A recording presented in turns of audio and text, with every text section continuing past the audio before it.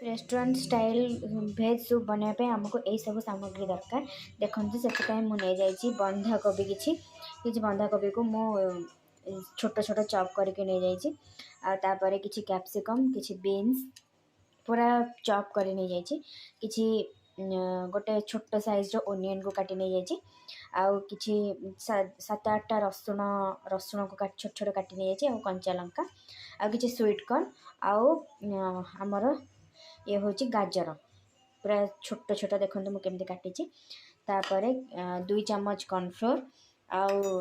गोलमरिच गुंड soya sauce tomato sauce 2 चम्मच आउ गोटे चम्मच विनेगर यही सब को लेकिन आम बनइबा भेज सूप रेस्टोरेंट स्टाइल भेज सूप। चलते नेक्स्ट प्रोसेस को जीवा। देखो मुझे कड़े बसई कड़े 2 चम्मच तेल पकई तेल गरम हो गले आम से काटिक रखि कंचा लंका और रसुण को छोट छोट ताको पकईदेवा सेटा टिके भाजी ही आसिले सेटा को आम भाजवा गोल्डन ब्राउन हवा पर्यंत सेटा टिके भाजी ही आसिले आम से काटिक रखि पियाज छोट छोट पियाज ऐड करदे तापर गोटे गोटे करी आम कैप्सिकम ऐड करवा एक हाई फ्लेम रे ही आम करवा कहीं यहाँ चाइनीज आइटम सब हाई फ्लेम ही होता है। देखो पियाज भाजी आसला आम ए काटिक रखि बंधाकोबी को ऐड करदेवा बंधाकोबी को ऐड कर सारापर से भाजी होगा दबा तापर देखो मु कौन कौन सब ऐड कर जहाँ इच्छा आप भेजेज ऐड कर तापर मुझे छोट छोट काटिक रखी बीन्स ताको ऐड कर दूची तापर मु गाजर काटिक रखी ताको ऐड कर स्वीट कॉर्न को आम पछरे ऐड करवा कहीं यहाँ सीझा को बहुत समय लगी न था बहुत अल्प समय यहाँ सीझी जाए तापर यहाँ को आम सीझेवा को छाड़देवा एटा को हम घोड़े की मु 10 मिनट छाड़देवी सीझापाईका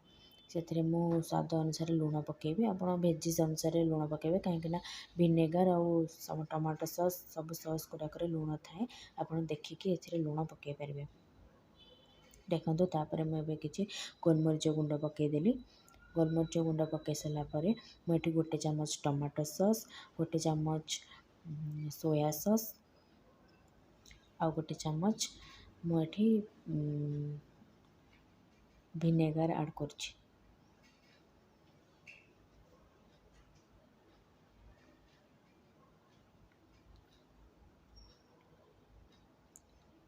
तापर आम आपको घोड़े किसी समय सीझा को छाड़देवा तापर सीझी आसला देखो मुझे कॉर्न ऐड कर दूसरी स्वीट कॉर्न आपको भी किसी समय छाड़देवा हार्डली 5 मिनिट छाड़देवा आपको सीझेवाईका तापर पानी देके आपको घोड़े देवा मुझे 3 कप हम पानी ऐड कर हिसाब से कम बेसी करें क्या केते कंसिस्टेंसी पसंद आपण आपको करें। देखो पानी फुटी आसला एबे कॉर्नफ्लोर जो रखी 2 चम्मच ताको से किसी पानी ऐड करके मुझे से घोल प्रस्तुत करी एथरे दे दूची देखो कॉर्नफ्लोर ऐड करला मते एटा को सांगे सांगे घाटेबा ना लम्स आसीज लम्स आसवा को जमा दबानी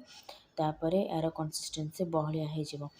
बहलिया गले आप 2 मिनिट खंडे फुटवा को छाड़देवे तापर